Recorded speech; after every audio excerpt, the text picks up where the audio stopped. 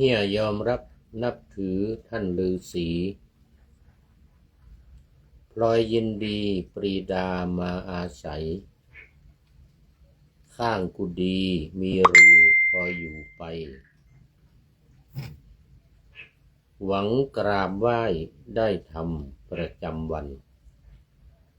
มาวันหนึ่งงวยงงน่าสงสัยเข้าไปใกล้ไล่ฆ่าแทบอาสันหลบเข้าไปในรูเพราะรู้ทันอกใจสั่นขวัญเสียใครเหี้ยเอ่ยขอถวายความน้อมน้อมแด่พระรัตนตรัยมีพระพุทธเจ้าเป็นต้นขอถวายความเคารพพระมหาเถระพระเถรานุเถระเจ้าคณะพระสังฆาธิการทั่วโลกมีพระเดชพระคุณพระธรรมเสนาบดีเจ้าคณะภาค7วัดพระธาตุดอยสุเทพเป็นต้นและขออำนวยพรแด่ท่านผู้ฟังท่านผู้ชมสาธุชนพุทธบริษัททั้งหลายวันนี้รายการนาวาวังทองของวัดพระธาตุดอยสุเทพออกอากาศทางสถานีวิทยุ2 แห่งคือพระพุทธศาสนาแห่งชาติและจริยธรรมวัดพระธาตุดอยสุเทพระบบ FM 96 เมกะเฮิรตซ์มีพ่อครูวันลบนามวงพรหมเป็นผู้อำนวยการอาจารย์พระมหาประสิทธิ์ประสานทิโกเป็นหัวหน้าสถานีและอาตมาภาพพระครูปริยัติยานุศาสตร์เป็นผู้บรรยายเป็นประจำทุกวันเวลา 7:30 นาทีถึง 8 นาฬิกาวันนี้ก็บันทึกเสียงล่วงหน้ามา1 วันโอ้ตอนนี้ขอต้อนรับคุณโยมเปรมใจบัวใสโอ้นี่นึกว่าจะพูดให้ผีฟังนี่ท่านี้โอ้โยมบัวใสยังไม่หลับโยมเปรมใจยังไม่หลับจากสันป่าตองเนี่ยโน้นอนดึกนะนี่นี่ผู้พูดนี่ก็จำเป็นต้องทำรายการล่วงหน้าเพราะว่าอย่างมันจะต้องทำเป็น MP3 เพราะว่าตอนนี้เอาเทปไปเปิดที่สถานีไม่ได้เห็นว่ามันดับว่างั้นทางสถานีท่านอาจารย์พระมหาประสิทธิ์บอกว่าเปิดไม่ได้ต้องขอทำ MP3 เท่านั้นว่างั้นถึงจะเปิดได้ก็เลยต้องทำล่วงหน้าให้ท่านพระครูสมุวิสุวัฒน์วรกิจโยวัดไฟอินทำMP3 หรือส่งให้ท่านอาจารย์มหาประสิทธิ์จึงจะเปิดได้เหมือนวบท2เลยโอ้โยมเปรมใจบอกว่าสันป่าตองฝนตกเจ้าโอ้เหมือนกันข้างบนนี้ก็ตกเหมือนกันแต่ตกไม่หนักแต่เมื่อวานนี้ตกหนักนะเมื่อวานนี้ตกมากวันนี้ตกปล่อยตกเล็กๆน้อยๆลมส่วนใหญ่เป็นลมเมื่อกี้ทางดอยสะเก็ดก็แจ้งมาบอกว่าฝนตกหนักที่อำเภอดอยสะเก็ดทั้งฝนทั้งลมเหมือนกันนะทางสันป่าตองนี่จะมีลมหรือเปล่าน่าจะเหมือนกันนะฝนตกก็หลับไม่ได้เหมือนกันมันเย็นนี่ก็ต้องหาผ้ายางมาผ้าพลาสติกมาคลุมรถไฟฟ้าเนี่ยเปียกหมดอ่ะเพราะว่าผ้ายางมันผืนเล็กพรุ่งนี้ต้องมาหาซื้อผืนใหญ่มาให้โยมบรรจงให้โยมจงรักหาซื้อมาโมทนากับโยมเปรมใจบัวใสตอนนี้เป็น FC ตัวจริงแล้วเป็น FC ตัวจริงโมทนาเป็นอย่างยิ่งวันนี้มันดึกหน่อยนะนี่4 ทุ่มกว่าแล้วเพราะว่ามันต้องทำอย่างว่าเนี่ยต้องทำไม่ล่วงหน้าท่านพระครูจะได้ทำเป็น MP3 ให้ท่านมหาประสิทธิ์ อาจารย์มหาประสิทธิ์วัดพระธาตุดอยสุเทพเปิดได้อย่างนั้นนะเฟซบุ๊กนี่จะลิงก์ออกไปเปิดไม่ได้แล้ว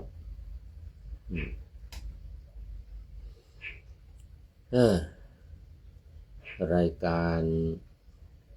ก็ออกสถานีวิทยุ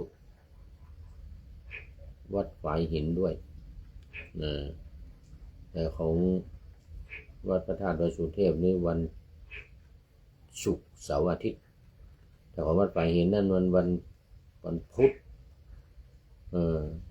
ศุกร์เสาร์อาทิตย์มีวันพุธอีกวันหนึ่งแล้วก็ศุกร์เสาร์อาทิตย์เหมือนกันแต่เวลาต่างกัน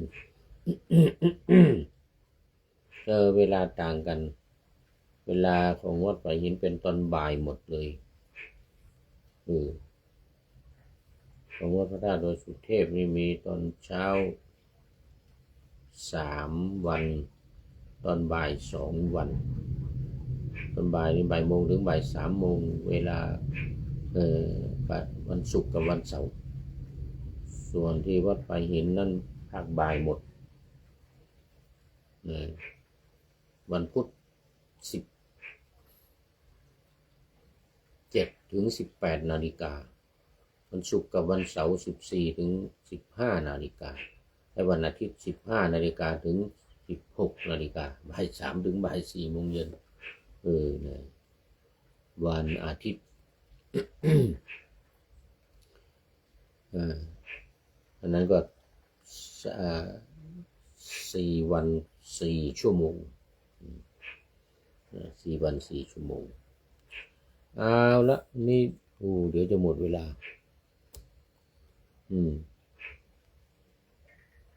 เดี๋ยวจะหมดเวลาเอามาดูกันเลยนี่เอาวันนี้ก็เป็นเรื่องที่8โคนะเปตวัตถุแปลว่าลูกสอนพ่อว่าด้วยลูกสอนพ่อคงยังอยู่ในพระไตรปิฎกเล่มที่25ขุททกนิกายอัตถกถาธรรมะหรือธรรมปทัฏฐกถาเป็นธรรมบท8 เล่มที่5 ถึง 8นี่สำหรับผู้พูดนี่โดยเฉพาะเลยนะเพราะมันเป็นหลักสูตรประเรียนธรรม6 ประโยค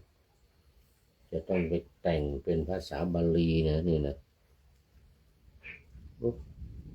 เดี๋ยวพูดผิดวิมานวัตถุเปตวัตถุนี่ตอนนี้เปตวัตถุเป็นพระไตรปิฎกเล่มที่26นี่ว่าผิดไปแล้ว26อัตถกถาอัตถกถาวิมานวัตถุเปตวัตถุเถระคาถาเทรีคาถาก็อยู่ในนี้เล่มที่26วันนี้เป็นเรื่องโคนะเปตวัตถุว่าด้วยลูกสอนพ่อใจความเป็นยังไงต้องมาดูกันกุดุมพีผู้เป็นบิดาถามสุชาตกุมารว่าสุชาตกุมารกุดุมพีนี่หมายถึงว่าเป็นมหาเศรษฐีที่มีนามมากนะเขาเรียกกุดุมพีเงินไม่ค่อยมีเท่าไหร่แต่ก็มีด้วยมีเงินด้วยมีนามมากด้วยเพราะว่าได้ข้าวมากก็ขายข้าวได้เงินมาก ถามสุชาตกุมารว่าเจ้าเป็นบ้าไปแล้วหรือจึงเกี่ยวหญ้าอันเขียวสดแล้วบังคับให้โคแก่อันเป็นสัตว์ตายแล้วว่าจงกินโคตายแล้วเอาหญ้าสดให้กินจงกินหน่อยนะอันโคตายแล้วย่อมไม่ลุกขึ้นกินหญ้า และน้ำมิใช่หรือเจ้าเป็นทั้งคนพาลทั้งมีปัญญาสามเหมือนคนอื่นที่มีปัญญาสามฉะนั้นว่ากันนะโอ้โหเถระเลยบอกสุชาตกุมารนะบอกว่าเป็นคนพาลเป็นคนมีปัญญาน้อยก็คนตายแล้วมันจะมากินหญ้าอย่างไงโคที่ตายแล้วเนี่ยจะมากินหญ้าได้ยังไงอย่างนั้นนะสุชาตกุมารตอบว่าโคตัวนี้ยังมีเท้าทั้งสี่มีศีรษะมีตัวพร้อมทั้งหางในตาก็มีอยู่ตามเดิมข้าพเจ้าคิดว่าโคตัวนี้พึงลุกขึ้นกินหญ้าสักวันหนึ่งส่วนมือเท้ากายและศีรษะของปู่ไม่ปรากฏแต่คุณพ่อมาร้องไห้ถึงกระดูกของปู่ที่บรรจุไว้ในสถูปดินไม่เป็นคนโง่หรือเอา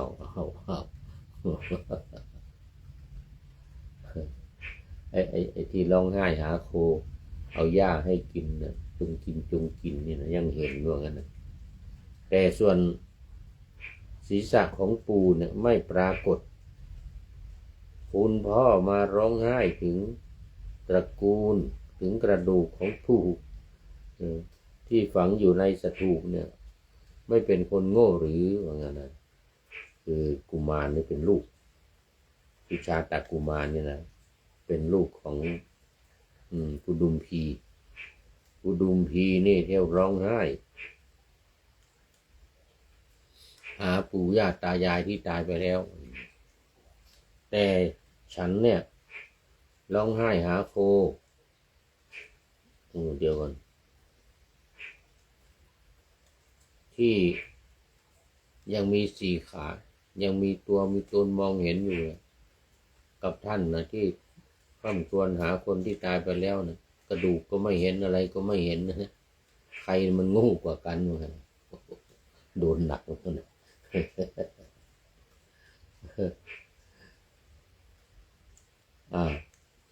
กุดุมพีก็ได้ฟังคำนั้นแล้วก็กล่าวสรรเสริญสุชาตกุมารว่าเจ้าดับความกระวนกระวายทั้งปวงของเราผู้เร่าร้อนอยู่ให้หายเหมือนบุคคลดับไฟอันลาดด้วยน้ำมันด้วยน้ำฉะนั้นนะได้ถอนขึ้นแล้วเนาะซึ่งลูกศรคือความโศกอันเสียบแล้วที่หัตถ์ของบิ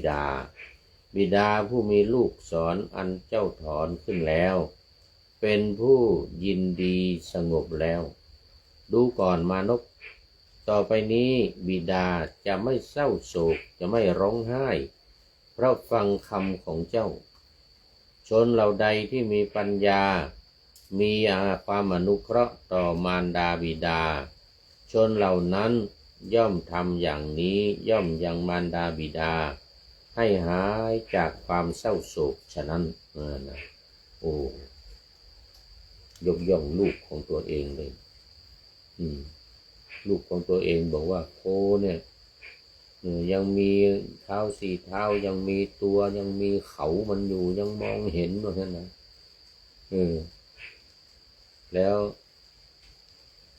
ข้าพเจ้าเนี่ยลำลึกนึกถึงแล้วก็เลยร้องไห้หาเนี่ยกับท่านนะท่านปู่ย่าตายายตายไปแล้วกระดูกก็ไม่เห็นอะไรก็ไม่เห็นสักอย่างท่านค่ำครวญอยู่นะใครโง่กว่ากันเหมือนกัน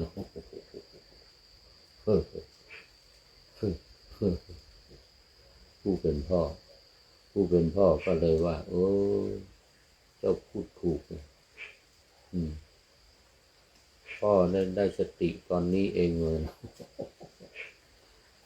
หลงร้องไห้มานานเลยนะมาได้สติตอนนี้มันเหมือนกับเรื่องของมัทธกุณลีมัทธกุณลีนั้นพ่อร้องไห้หาตัวเองนี่แหละที่ตายไปแล้ว แล้วก็ฝังศพอยู่ในป่าช้า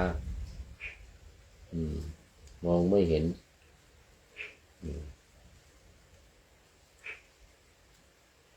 กับข้าพเจ้าซึ่งเป็นลูกของท่านเนี่ยเกิดบนสวรรค์เนี่ยลงมาคร่ำครวญหาพระจันทร์อยากจะได้วงของพระจันทร์เนี่ยมาเป็นวงล้อมีเกวียนแต่ว่ามันขาดวงล้อว่างั้นพ่อว่าโอ้พระจันทร์พระอาทิตย์มันจะไปเอามาได้ยังไงว่างั้นก็เลยลูกซึ่งเป็นเทพบุตรเนี่ยปลอมตัวมาก็จึงบอกว่าโอ้ก็ท่านเนี่ยคิดหาลูกชายที่ตายไปแล้ว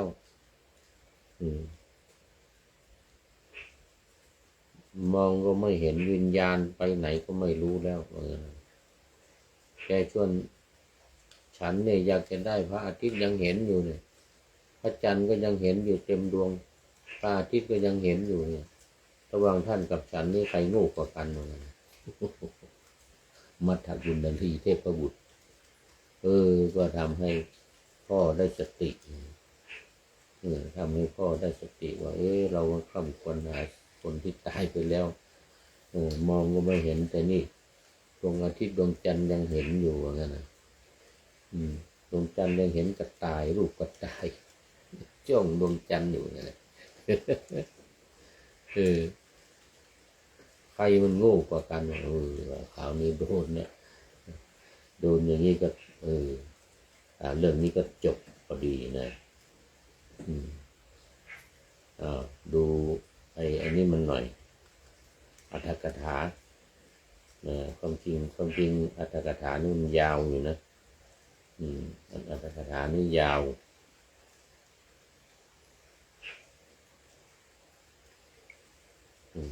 แต่ว่ายังพอมีเวลาดูอรรถกถาสักหน่อยก่อนอรรถกถาโคณเปตะ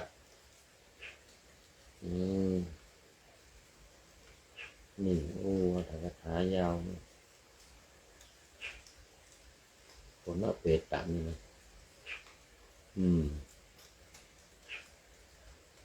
อรรถกถา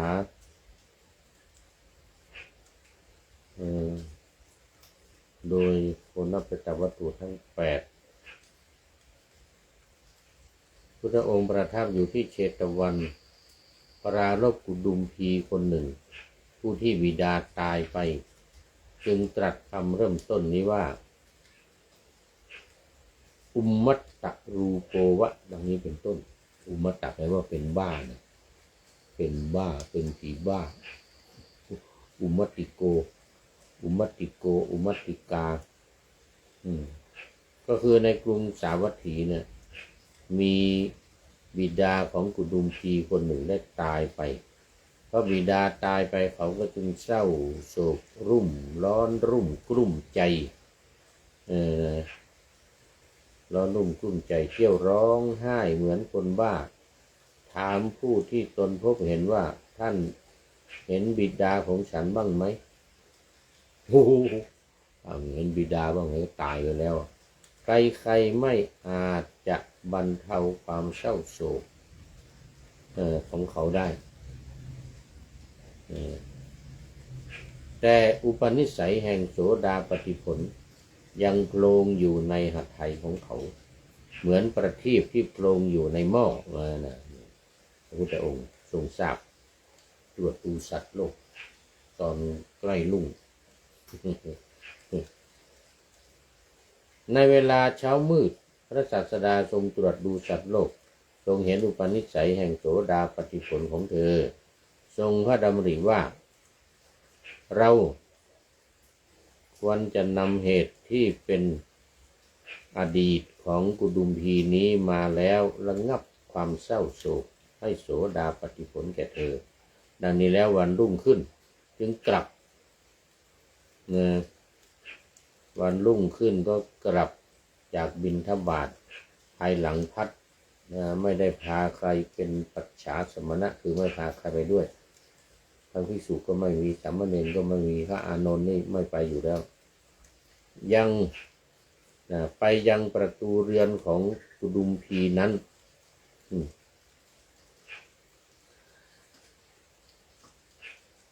เขาได้ทราบว่าพระศาสดาเสด็จมาจึงต้อนรับนิมนต์พระศาสดาให้เข้าไปยังเรือนเมื่อพระศาสดาประทับ นั่งบนอาสนะที่เขาบรรจงจัดไว้ตนเองก็ถวายบังคมพระผู้มีพระภาคเจ้าแล้วนั่งณที่สมควรส่วนข้างหนึ่งจึงกราบทูลถามว่าข้าแต่พระองค์ผู้เจริญพระองค์ทรงทราบสถานที่ที่บิดาของข้าพระเจ้าของข้าพระองค์ไปแล้วหรือพ่อของตนตายไปก็โศกเศร้าหงอยหงอยลำดับนั้นพระศาสดาตรัสกับเขาว่าดูก่อนอุบาสกเธอถามถึงบิดาในอัตภาพนี้หรือว่าในอัตภาพที่ล่วงไปแล้วเขาได้ฟังดังนั้นจึงคิดว่าได้ยินว่าเรามีบิดามากดังนี้จึงมีความเศร้าโศกเบาบางลงได้รับความเศร้าโศกเพียงปานกลางเนี่ยลำดับนั้น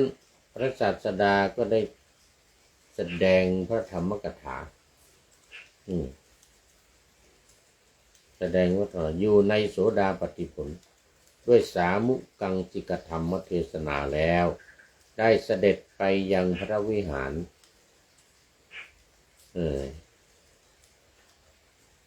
พร้อมด้วยลำดับนั้นภิกษุทั้งหลายนั่งสนทนากันในโรงธรรมว่าอาวุโสท่านทั้งหลายจงดูพุทธานุภาพเกิดเถิดขออภัยยกพระภาพเถิดอุบาสกผู้เพียบพร้อมไปด้วยความเศร้าโศกร่ำไรเช่นนั้นพระผู้มีพระภาคเจ้าก็ยังทรงแนะนำในโสดาปัตติผลในขณะนั้นนั่นเองได้ภิกษุ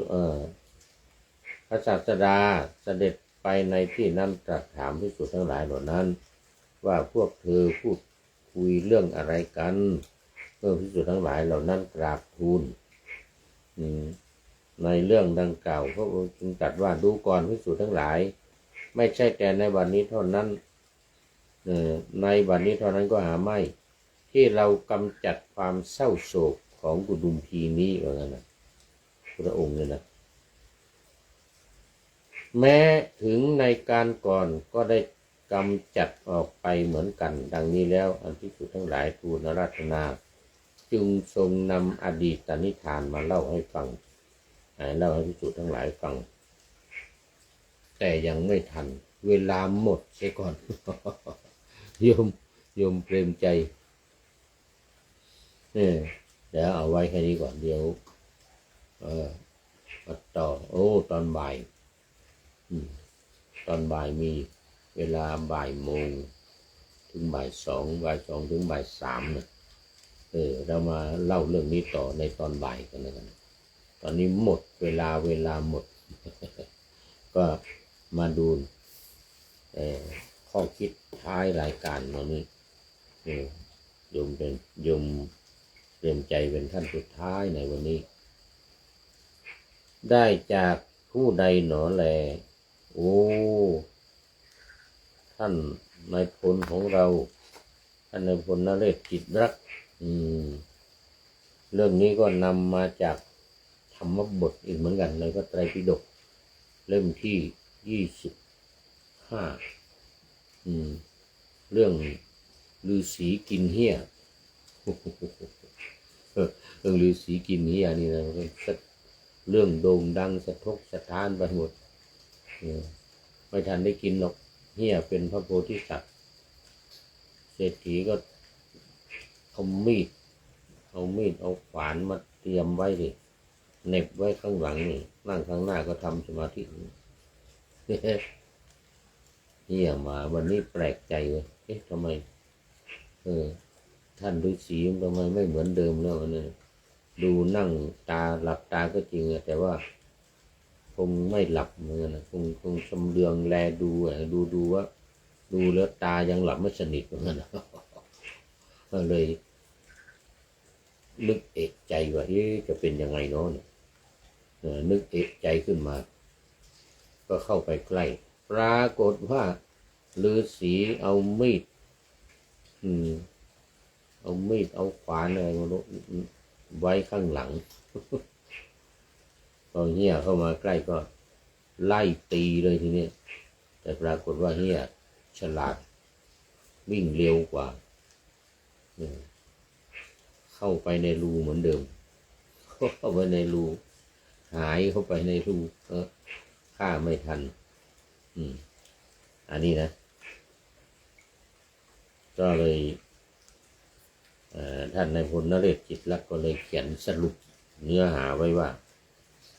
เฮียยอมรับนับถือท่านฤาษีรอยยินดีปรีดามาอาศัยข้างกูดีมีรูพออยู่ไปหวังกราบไหว้ได้ทำประจำวันคือจะมากราบไหว้ฤาษีแล้วก็เลยมาอยู่ในรูใกล้ๆมาวันหนึ่งงวยงงน่าสงสัยเข้าไปใกล้ไล่ฆ่าแทบอาสันหลบเข้าไปในรูเพราะรู้ทันอกใจสั่นขวัญเสียใครเหี้ยแต่จริงเรื่องนี้มันยาวอยู่นะในธรรมบทมันเป็นเรื่องยาวอยู่ตอนนี้มาว่าย่อๆเอาละตอนนี้ก็